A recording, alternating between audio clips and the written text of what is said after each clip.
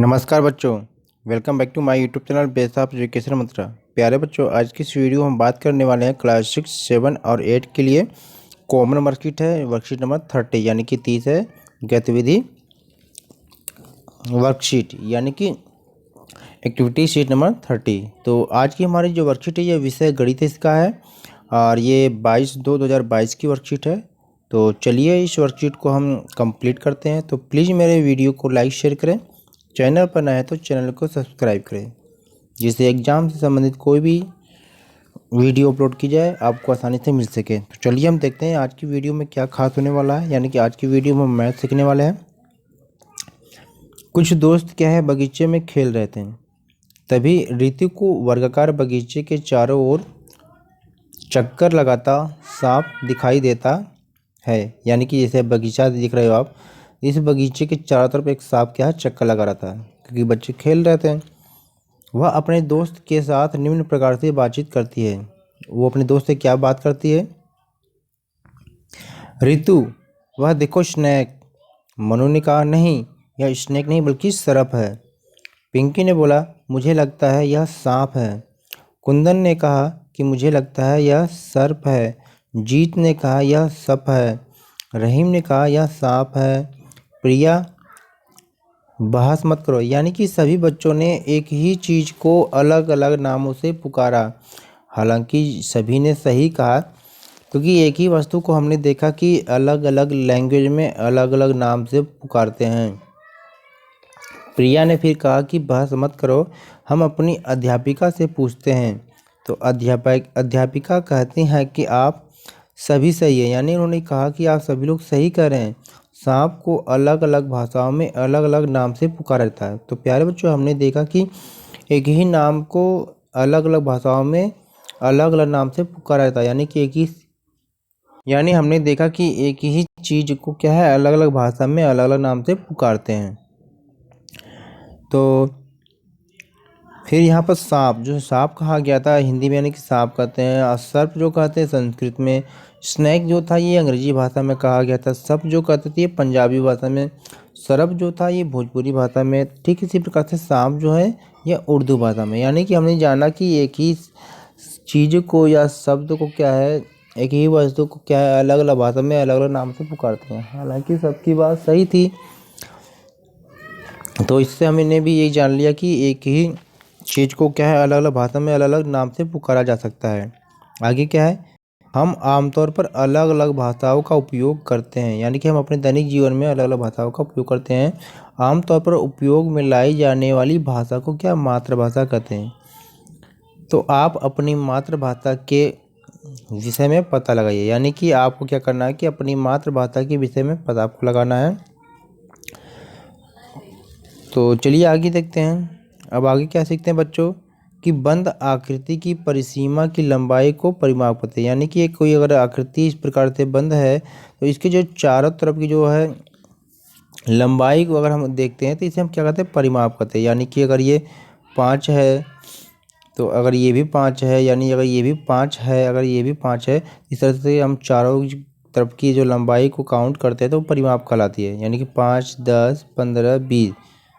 ठीक है प्यारे बच्चों, तो इसमें यही कहा गया है कि कोई भी बंद अगर आकृति है और उसकी की परिसीमा यानी कि चारों तरफ की जो लंबाई को हम क्या करते हैं परिमाप करते हैं।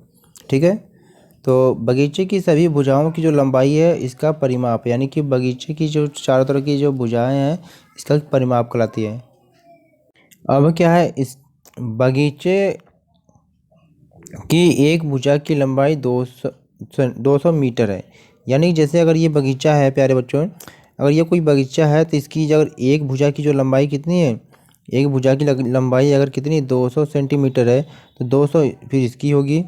ठीक है, और 200 इसकी भी होगी बच्चों, और 200 इसकी भी होगी।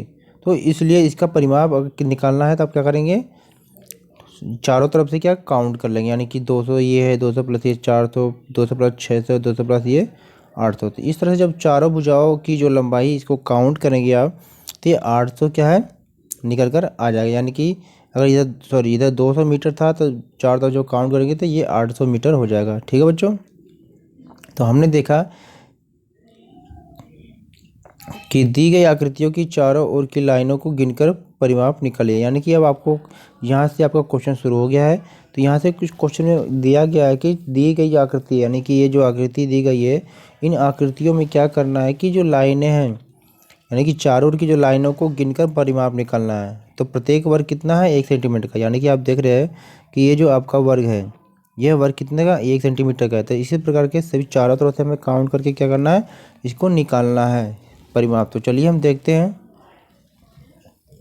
तो यहाँ पर ये आपका करना है बच्चों, यहाँ पर ये मान लीजिए पहला क्वेश्चन है, तो हम इसे काउंट करते हैं। तो यहाँ पर कितना जगह, 1 2 3 4। तो यहाँ पर हमने 4 लिख दिया। अब इधर कितना है, 1 2 3। तो यहाँ पर हमने 3 लिख दिया। इधर 1 2 3 4, तो ये 4 हो गया। इधर 1 2 3 यानी 3। तो इस तरह से पहला क्वेश्चन में अगर हम देखेंगे तो चारों भुजाओं की जो काउंट करेंगे हम, तो ये इसके 4 3 4 3, यानी कि इसको जब जोड़ेंगे 4 + 3 + 4 + 3, तो इस तरह जब टोटल काउंट करेंगे 4 3 7 7 4 11 12 13 14, यानी कि जो पहला क्वेश्चन आपका होगा ये कितना हो जाएगा बच्चों, ये 14 हो जाएगा। ठीक है, आगे देखते हैं हम। सेकेंड में जब देखते हैं इसी तरह काउंट करते हैं तो 1 2 3 4 5 6, तो ये 6 हो जाएगा आपका। इधर 1 2, ये 2 हो गया। 1 2 3 4 5 6, ठीक है बच्चों। इधर 1 2 यानी 2 कर दिया इधर। तो अब सेकेंड वाले में क्या कर रहा है, जब इसको हम काउंट करते हैं चारों तरफ की भुजाओं को, तो उसका आंसर कितना होता है बच्चों। तो यहाँ देखेंगे 6 + 2 + 6 + 2। तो फिर इस तरह से जब काउंट करते हैं तो 6 + 2 + 8 हो गया, और 6 + 14 हो गया और +2, यानी कि इस तरह से सेकेंड क्वेश्चन का आंसर कितना आ जाएगा बच्चों, 16 आ जाएगा। ठीक है, आगे देखते हैं। तो ये आपका सेकंड का हो जाएगा। अब थर्ड को जब देखते हैं प्यारे बच्चों, तो थर्ड में आपने क्या है यहाँ पर है, तो यहाँ पर जब देखते हैं तो इसको काउंट करते हैं 1 2 3 4 5, तो ये 5 हो गया। इधर से 1 2 3 4 5, ये भी 5 हो गया बच्चों। 1 2 3 4 5, तो ये भी 5 हो गया। इधर से 1 2 3 4 5, तो ये भी कितना, 5 हो गया। तो अब इसको हम चारों भुजाओं की जब काउंट करते हैं तो कितना होगा, 5 + 5 + 5 + 5, यानी कि चारों भुजाओं को जो हम काउंट करेंगे तो इस तरह से देखेंगे कितना हो जाएगा बच्चों, ये हो जाएगा आपका 20, यानी ये थर्ड क्वेश्चन हो जाएगा। तो इस तरह अपने कॉपी में नोट कर लेंगे। तो आप सभी जानते हैं कि हम क्या पठन अभियान का अभ्यास कर रहे हैं। तो इस वीडियो को यानी कि इस वर्कशीट को करते हुए इसकी वीडियो बनाएंगे और इसकी फ़ोटो क्लिक करेंगे, और जैसा आपके टीचर करेंगे आप वैसे सेंड करेंगे। तो इसे आप नोट करेंगे, यानी कि ये फर्स्ट क्वेश्चन हो जाएगा, ये सेकेंड क्वेश्चन और ये आपका थर्ड क्वेश्चन हो जाएगा। तो इसे कॉपी में नोट करेंगे, यानी क्या जो भी ये आपको ये चित्र दिया गया है, वर्ग आकृति जो दी गई है, इसका परिमाप निकालना था। तो यहाँ पर हमने निकाला है। ठीक है बच्चों, चलते हैं आगे। अब आपको करना क्या है कि आइए अब हम क्या करते हैं, गेम खेलते हैं। क्या करते हैं बच्चों, एक हम गेम खेलते हैं। क्या करते हैं, तो इसके लिए आपको एक पासा चाहिए और प्रत्येक बच्चों के समूह के लिए कागज़ से बने वर्ग टाइल, यानी कि कागज़ से बना हुआ ऐसे वर्ग टाइल चाहिए, यानी कि बहुत सारी टाइलें चाहिए जो 1 सेंटीमीटर की हो। चित्र में आप देख रहे हैं ना, या इस प्रकार से जो वर्ग की टाइलें चाहिए आपको, जितने भी हो। करना क्या है कि सभी बच्चे क्या है, पासा फेंकेंगे और जितनी संख्या आएगी उतनी टाइलें उठा लेंगे। जैसे किसी बच्चे ने पासा फेंका और वो अगर आ गया, कितना आ गया, 3 आ गया, तो इस तरह आप क्या है 1 2 और इस तरह से आप क्या है 3 टाइलें से उठा लेंगे। ठीक है, यानी कि जितने भी आपके नंबर आएंगे पासा पे तो उतने टाइलें आपको उठाना पे। जैसे यहाँ पर 4 अगर आया है तो यहाँ पर कितने, 1 2 3 4, इस तरह से 4 टाइलें आप उठाएंगे। ठीक है बच्चों, आगे क्या कहा गया है कि एक बहुभुज बनाने के लिए टाइलें लगाइए, यानी कि बहुभुज बनाएंगे तो आप टाइलें उठा सकते हैं। 1 लगाया, 2 लगाया, 3 लगाया, 4 लगाया। ठीक इसी प्रकार से आपको करते रहना है। आगे क्या है, फिर क्या करना है, आपको परिमाप निकालना है। एक बार बनी आकृति को बिगाड़ना नहीं है, यानी कि हमने ये जो आकृति इस तरह अगर आ गई तो इसको क्या करना है कि आपको बिगाड़ना नहीं है।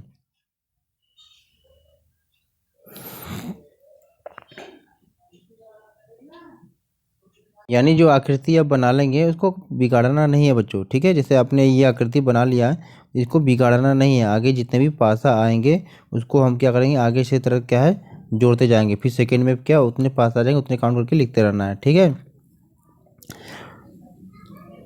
आगे देखिए क्या कह रहा है इसमें। तो और इस तरह क्या है, नया परिमाप आपको निकालना है। जैसे हमने इस तरह बना लिया, ये आपने बना लिया, तो इसका जो परिमाप आप लिख लेंगे कि 1 2 1 2 1 2 1 2, यानी 2 इधर 2 इधर 2 इधर 2 इधर, इस तरह लिख लेंगे। और इसके बाद जब आपको कोई नया पासा जब फेंकेंगे तो नई आकृति आएगी, तो नई आकृति इसमें आगे क्या ऐसे बढ़ा लेंगे। ठीक है बच्चों, नया इस तरह बढ़ाते जाएंगे, तो फिर इसका परिमाप आपको लिखना है। फिर आगे क्या कर रहा है, इसी प्रकार पासा फेंकते रहना है और पहले से बनी आकृति में टाइलें क्या आपको जोड़नी है और परिमाप निकालना। जैसे हमने बताया ना कि जैसे टाइलें जोड़ते रहेंगे तो फिर इस तरह नई नई टाइलें इसमें बढ़ाते रहेंगे।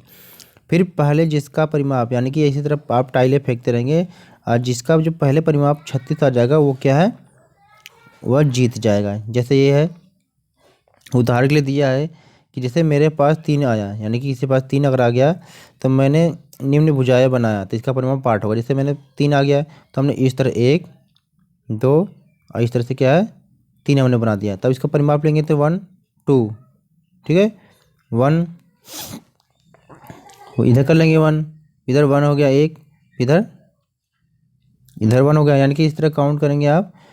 यहाँ पर दिया गया चित्र में तो इसे काउंट करेंगे कि 1 2 3 4 5 6 7 8, यानी कि इसका परिमाप कितना हो जाएगा, 8 हो जाएगा। तो इस तरह से जिसका भी अगर 36 आ जाएगा तो वो क्या है, वह गेम जीत जाएगा। तो प्यारे बच्चों, उम्मीद करते हैं कि आपको ये वर्कशीट समझ में आई होगी। प्लीज़ वीडियो को लाइक शेयर करें और चैनल को सब्सक्राइब करें।